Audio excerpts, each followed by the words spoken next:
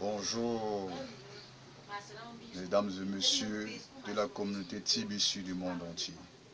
Je m'appelle Monsieur Kamgan Robinson de Douala au Cameroun. Le thème d'aujourd'hui que je dois parler, c'est l'économie numérique. L'économie numérique, notre président du Cameroun parle parfois dans la chaîne nationale qu'il faut que nous, les jeunes, on s'intéresse à l'économie numérique. Quand on parle de l'économie numérique, on parle des crypto-monnaies. Plus particulièrement de la crypto-monnaie TBC, de Bilong. Dans son site web www.debilong.info. Aujourd'hui, nous essayons de détailler l'économie numérique. Il est très large, très spacieux, très immense, avec beaucoup de compartiments. Une nation, comme a dit notre président de la République, qui n'est pas dans l'économie numérique aurait un retard. Aujourd'hui, l'analphabète est celui aujourd'hui qui n'est pas dans l'économie numérique. Le TBC aujourd'hui vient résoudre ce problème pour tous ceux qui s'intègrent dans l'économie numérique. Croiser le TBC en chemin, parce que c'est la crypto-monnaie du futur, comme j'ai l'habitude de dire dans les séminaires que nous organisons chaque samedi entre nous les membres. Donc, le TBC est une valeur intrinsèque dans le domaine de l'économie numérique, dans le domaine de l'évolution. Quand on ne peut pas prononcer numérique sans prononcer TBC, c'est impossible. Parce que c'est grâce à ça que les jeunes vont s'intéresser, c'est grâce à ça que certaines nations vont décoller. Aujourd'hui, on voit les Philippines que le TBC a été légalisé monnaie nationale. Vous croyez que c'est quoi? Vous croyez que les Philippines sont bêtes? C'est des gens intelligents, ils ont eu la vision que les autres États emboîtent même le pas pour nationaliser cette monnaie-là. Oui, ils sont intéressés au numérique, les jeunes de là-bas. Ils ont cru la majorité. Voilà, ils ont la nationalisation comme monnaie. D'ici peu, c'est un pays pauvre, mais d'ici peu, je vous dirais peut-être d'ici 10 ans que nos TBC sont déjà très loin. Pour qu'un pays sorte dessus, mais pour moi, il faut longtemps. Le TBC va le passer, j'ai dit même 10 ans, peut-être d'ici 7 ans. Voilà le petit Rwanda qui est dans le TBC. Avant même ça, ils ont fait après la guerre, après 10 ans, vous voyez comment ils étaient. Si on doit faire 10 ans, il n'y a pas encore la crypto-monnaie. Pour être grand aujourd'hui, c'est plus de 20 ans après la guerre, le génocide. Aujourd'hui, le Philippines, peut-être même 5 ans déjà, puis on nationalisé ça comme monnaie. Je parle moins de 10 ans, c'est long. Vous verrez, le Philippines ne sera même plus un pays pauvre. Il faut que les sous-nations emboîtent le pas. S'intéressent à l'économie numérique. C'est le chemin, l'ouverture. Aujourd'hui, ce n'est pas de l'école seulement que nous partons.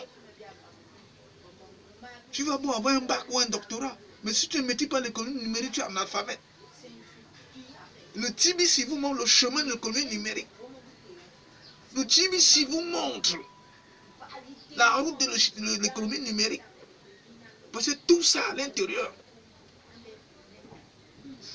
Donc, on ne peut pas se mettre à dire, à avancer du n'importe quoi sur la crypto-monnaie ou la monnaie virtuelle TBC. Parce que ceux qui avancent n'importe quoi, ils vont se perdre en chemin.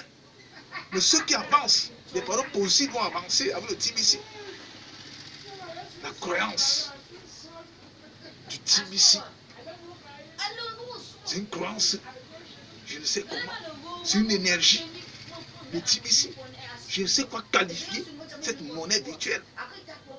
Parce qu'elle est vraiment incontournable au XXIe siècle dans l'économie numérique. C'est impossible. Ça, je vous le dis, je vous mets à défi. Ça, franchement.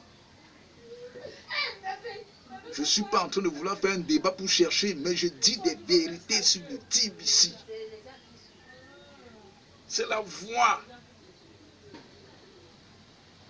On doit se former en économie numérique. Ceux qui sont dans le TBC, ils vont se procurer des matériels pour la formation. Avec le TBC en ligne, ils vont faire les achats en ligne. Des micro-ordinateurs, des laptops pour se former. Des centres de formation, on va construire avec quoi? De l'économie numérique. savez ce que le TBC va nous rapporter? Qu'on va payer le ciment, on va payer le fer à béton pour construire les centres de formation de communes numériques. Vous voyez comment le TBC intervient dans les communes numériques, vous voyez le rôle que ça joue dans les nations. Nous, les pays de tiers-monde, quand ça arrive, nous tous, à les communes numériques, au TBC, que la grande partie à l'intérieur des crypto-monnaies, mais particulièrement le TBC, que les pays africains, il ne faut pas seulement que je parle du Cameroun pour le TBC. Dans mes séminaires ou bien dans mes vidéos, si je parle que du Cameroun, je deviens égoïste. Le TBC, c'est un truc qu'il faut partager. Je ne vais pas seulement parler du problème du Cameroun, je vais parler du tiers-monde de l'Afrique en général, surtout nous les Africains. On a plus d'1 milliard, la population africaine. C'est un gros marché, le commun numérique, c'est des entreprises même, dans le commun numérique, que le TBC va mettre à créer, grâce au TBC qu'on va créer, des entreprises dans le domaine de numérique, comme je suis en train de vous le dire. Hein?